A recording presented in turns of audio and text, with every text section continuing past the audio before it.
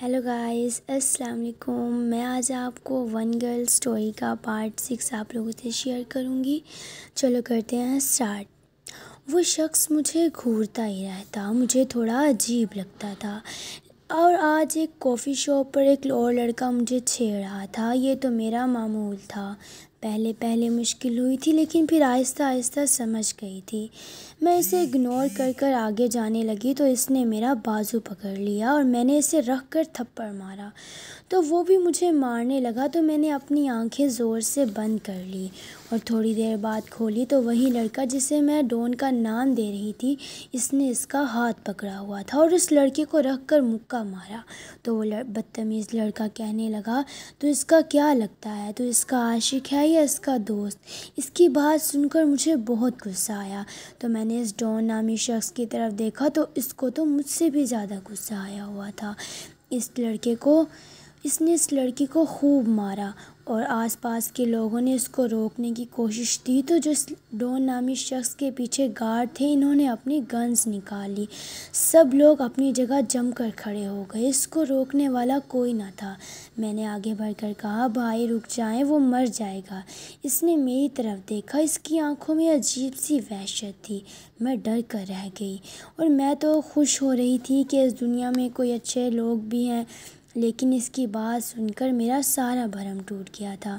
मुझे कहता है, मैं तुम्हारा भाई नहीं हूँ, मेरे अलावा हर कोई तुम्हारा भाई है।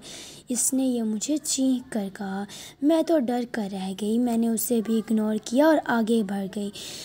अगर मैं वहाँ रुकती तो शायद वो मेरी आंखों में डर देख लेता और मैं सिर्फ अकेले डरती हूँ। दुनिया के सामने मैं बहुत बहादुर बनकर रहती हूँ, जैसे कोई पत्थर का शख्स हो जिसे किसी बात का कोई असर ना हो। जब मैं आगे बढ़ी तो इस अमीरज़ादे ने मेरा बाजू पकड़ लिया और मुझे कहता है कि तुम आज के बाद यहाँ पर काम नहीं करोगी, मेरे साथ चलो। मैं तो हैरान रह गई। मैंने कहा, तुम कौन होते हो मुझे ये कहने वाले कि मैं यहाँ काम नहीं करूँगी, और किस हक़ से मैं तुम्हारे साथ जाऊँ। इसने गुस्से से मेरा बाजू दबाया और कहा कि तुम हक़ की बात करती हो, हक़ भी तुम्हें बहुत जल्दी पता चल जाएगा, तुम चलो मेरे साथ। मैंने गुस्से से अपना बाजू छुड़वाया तो इसने अपनी गन निकाल ली और मेरे सर पर रख ली। मैं अब कहाँ डरती थी मौत से। मैं तो वैसे भी इस दुनिया से रिहाई चाहती थी, इन लोगों से चाहती थी। मैंने कहा, चलाओ गन अगर तुम्हारे अंदर हिम्मत है। मैं चीख उठी थी। इसने मेरे सर से गन उठाकर अपने पास खड़े बॉडीगार्ड के पाँव पर मार दी और कहा कि अगर तुम मेरे साथ ना चली तो यहाँ खड़े हर एक शख्स को जान से मार दूँगा।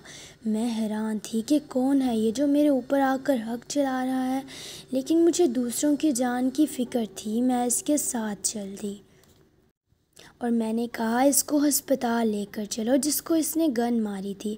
वो मुस्कुराया। वो बहुत अजीब सा मुस्कुराया था, वहशत ज़दा, और मैं इसके साथ चल दी। इसकी गाड़ी बहुत बड़ी थी। फिर हम सफ़र पर रवाना हो गए। मैं खिड़की से बाहर देखने लगी। मुझे अब इस दुनिया से कोई फ़र्क नहीं पड़ता था, लेकिन मेरे जहन में बहुत से सवालात थे कि आखिर कौन है ये एक शख्स और मुझे कैसे जानता है। लेकिन इसकी आंखों में वहशत थी, जुनून था। मैं पूरे रास्ते बस कुछ ना कुछ सोचती रही। वो मुझे शायद तुर्की के एक शहर इस्तंबुल लेकर आया था।